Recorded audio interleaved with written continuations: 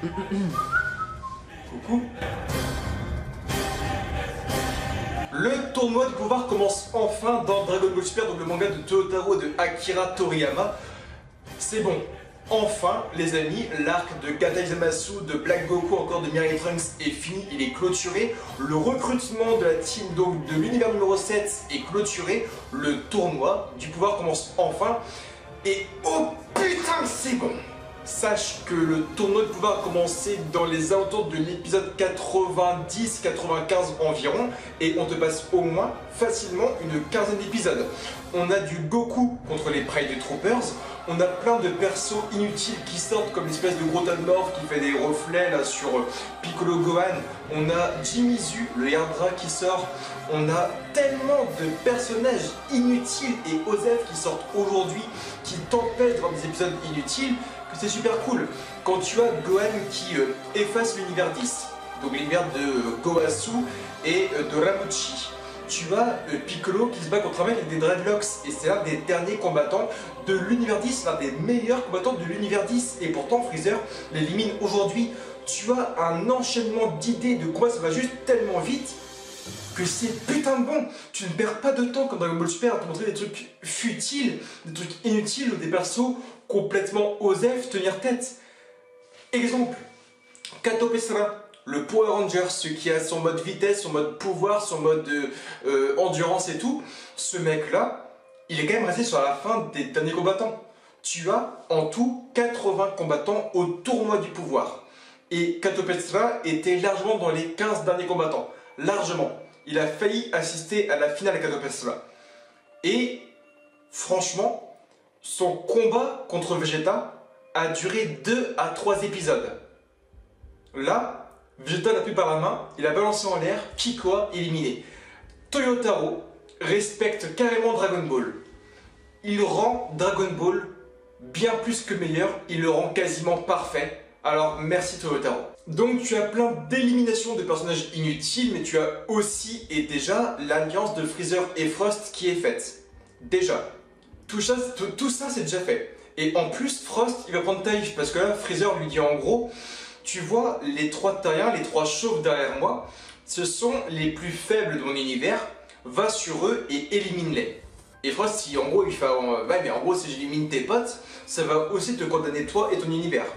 Et Freezer fait mais moi je m'en fous complètement si tu veux de gagner le tournoi, complètement, mais à 100%, tout ce que je veux en gros c'est me venger de ces Saiyajin. C'est tout ce que je veux pour l'instant.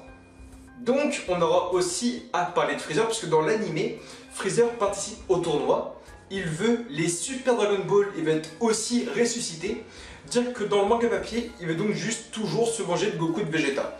Donc dans l'animé, tu as un Freezer qui veut plus ou moins prendre la place des Zeno, et dans le manga, il veut juste se venger de Goku et de Vegeta comme il a toujours fait. Donc tu as 2 Freezer différents pour l'instant, mais le tournoi du pouvoir commence seulement. Peut-être qu'au fur et à mesure, il verra aussi les dieux parler, il verra Goku de l'Ultra Instinct, donc Freezer partira sur un nouvel objectif. Mais pour l'instant, Freezer a un seul et même objectif, c'est toujours se venger des Saiyajin. Aussi, donc on revient là-dessus, Frost va aller vers Muten Roshi, Tenshinhan et Krillin. Donc, ce qui est cool, c'est que Toyotaro respecte aussi énormément l'échelle de puissance des personnages. Donc on se dit, ouais mais Frost contre Krillin, Frost gagne. Frost contre Tenshinhan, Frost gagne. Frost contre Muten Roshi, Frost gagne.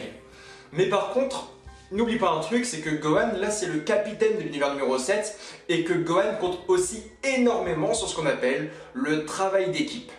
Donc, en individuel, les 3 terriens n'ont aucune chance. Mais par contre, Krillin, plus Tenshinhan, plus Muten Roshi, pourraient bel et bien éliminer Frost. Ce qui mettrait en avant ces personnages-là, donc des simples terriens. Mais moi je pense à un truc très très simple. Hein.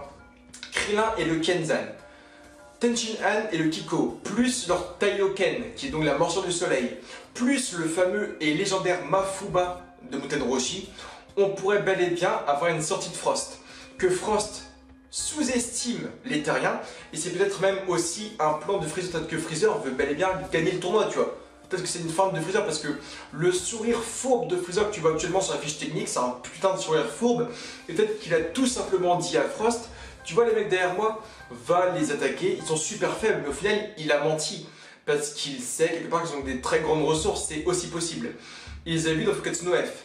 Donc peut-être c'est une grande feinte, mais moi en tout cas j'ai adoré Freezer, ce qu'il a fait quand il a marché sur le fameux moucheron en poussant Molichim, en tout cas dans le vide, lorsqu'il va voir Frost pour l'Alliance, lorsqu'il dit d'attaquer tout ça, donc j'ai hâte. Prochain chapitre, c'est quasiment sûr, donc on verra Frost contre Muten Roshi, Krillin, Tenshin Han, et j'ai hâte de voir ça. Un truc super con aussi, tu as également Goku contre les Pride Troopers. C'est que là tu commences vraiment à capter avec la vidéo tous les enchaînements scénaristiques. Tu as C17 qui se bat, C18, Vegeta, tu as Freezer, tu as Goku, tu as l'alliance Freezer-Frost, Goku contre les Pride Troopers, tu as le mec de l'univers 10 qui sort, tu as Jimizu qui sort, tu as Ribrian contre C18 qui commence. Et imagine l'enchaînement de trucs comment ça passe, comment ça fuse. Goku là, il se bat contre 6 Pride Troopers et c'est fou. Tu as aussi C18 qui va te sortir donc espèce de gros tas de mort avec Jimizu. Mais le truc fou, c'est que Ribrian se retourne méchamment contre C18. Et donc là, tu penses à plusieurs trucs, c'est que tu te dis, ok, tu vois, donc Ribrian contre C18, mais moi, Ribrian C18, c'est pas un combat inutile. Parce que le combat Ribrian C18, c'est quasiment au milieu fin du tournoi. Lorsque Ribrian est géante et que C18 court sur son bras pour lui mettre une droite dans son crâne et le casse Ribrian en deux, quand Ribrian est géante, c'est le milieu fin de tournoi. Et là, ça risque d'arriver dans le prochain chapitre. Est-ce que tu comprends comment ça s'enchaîne putain de vite? Le truc ouf aussi, c'est que dans l'animé, Jiren, c'est le mec qui a les bras croisés tout le temps et qui ne glande absolument rien du tournoi. Le mec regarde tout le monde se battre. Jiren, ok, c'est le mec le plus fort. Ok, Jiren, il est ouf. Ok, Jiren, monsieur Jiren, monsieur Jiren, monsieur Jiren. Monsieur a un ki incroyable. Monsieur dépasse Vermouth. Monsieur est plus fort que Toppo. Ok, mais dans l'animé, il en glande pas une. Ça se trouve, entre deux épisodes, le mec se tapait une queue derrière un rocher, tu ne l'as pas su. Mais là, dans le manga papier, il fonce sur les mecs, il leur fout des droites, il leur fout des kikoas. Jiren, dans le manga papier, il participe dès le début au tournoi du pouvoir. Alors tu vas me dire, oui, dans l'animé, Jiren, il est super fort. Mais parce que le mec a absolument rien glandé du tournoi. Le mec a toujours été là, bras croisés, il a médité, il était pépouze dans sa campagne. Mais dans le manga papier, le tournoi est signalé. Le Taishinkan dit Hajime que Jiren fonce sur Magic Kaio, je leur fous des droites. Jiren participe au tournoi et c'est putain de bon. Sachez déjà qu'en 33 chapitres, et en 3 chapitres depuis quand Jiren apparaît dans le manga papier, Jiren est énormément mieux développé que dans l'animé. Jiren, on se le tape depuis bientôt 40 épisodes dans l'animé. Bientôt un an, parce que oui, le tournoi de pouvoir va bientôt commencer il y a un an. Et sache que Jiren est énormément mieux développé dans le manga papier. Merci Toyotaro. Donc il y a aussi deux trades possibles avec Jiren lorsque Goku va rencontrer Jiren, où Jiren lui lâche d'abord, je ne parle pas avec toi, c'est inutile, tu es une pollution visuelle. Grosse punchline de Jiren qui tue. Jiren rap contenders, merci. Ou la deuxième chose, en gros, c'est Jiren qui dit je ne vais pas gaspiller mon énergie à parler avec une personne comme toi. Deuxième punchline. Donc Jiren, c'est un vrai monstre, le mec qui lâche des punchlines, il est plus fort que le Vermouth, il est plus fort que Toppo. Jiren est un monstre, il lâche des punchlines. Jiren, je te respecte encore plus que dans l'animé. Et c'était pas dur. Comment Toyotaro visualise à lui seul le tournoi du pouvoir? Akira Toriyama, Toyotaro pense à un synopsis, à une façon de réaliser Dragon Ball Super. On te parle de Battle Royale. Dans l'animé, on te montre deux combattants se battre. Et l'arrière-plan, c'est quoi? Ce sont que des boules de feu qui explosent et plein de petites boules d'énergie qui explosent. Dans le manga papier, c'est ce que tu vois en ce moment. C'est plein de mecs qui sautent sur la gueule, plein de mecs qui crachent du sang à droite à gauche, des mecs qui se font éclater au sol, des mecs qui se font étrangler et tout. Une Battle Royale. Et encore une fois, et je suis désolé pour ça, merci infiniment à Toyotaro, puisque dans le manga papier, et c'est ça qui est positif, l'arène est assez petite. Elle est assez petite. C'est-à-dire que dans l'animé, elle te fait des kilomètres et des kilomètres à la ronde, les mecs se foutent des droites sur 4 km de large, 4 km d'envergure, et c'est pas fini. Dans le manga papier, l'arène est assez petite, sur 80 là-dessus. Et ça que tu as un plan magnifique où tout le monde se frappe, et t'as un premier plan, un second plan, un troisième plan, un quatrième plan, même les gens derrière le pilier, si tu t'approches assez près de l'écran et de ta page de manga, tu peux largement voir qui c'est. Tu vois au cinquième plan, quatrième plan, Saonelu et Pelida qui se battent contre des mecs. C'est fou. La Battle Royale est juste incroyable selon les yeux de Toyotaro. C'est la guerre. C'est les meilleurs guerriers de tous les univers qui se frappent ensemble en même temps. C'est juste magique. Ce qui est aussi assez cool, c'est l'espèce de lien qu'il y a eu aujourd'hui aussi avec C17 et Muten Roshi. Dans l'anime, si tu y penses, là tu réfléchis, tu te dis ok, Muten Roshi a parlé avec Piccolo, avec Tenshinhan, avec Krillin, avec Goku, C18 a parlé avec Gohan, avec Goku et tout, mais est-ce que C17 a déjà parlé avec Muten Roshi? Pas du tout. Et en fait, C17 il dit en gros, mais comment on fait si on peut pas voler? Et Muten Roshi lui dit mais c'est pas le plus important, il fait là on peut pas voler, ok, mais on doit se battre quand même. Et on voit la grande valeur de Muten Roshi où C17 lui dit ok mais comment tu fais pour être aussi calme vieil homme? Et il fait je ne peux pas me proclamer être un vrai guerrier si je stresse dès le premier truc et si je trouve pas une dernière solution tout le temps.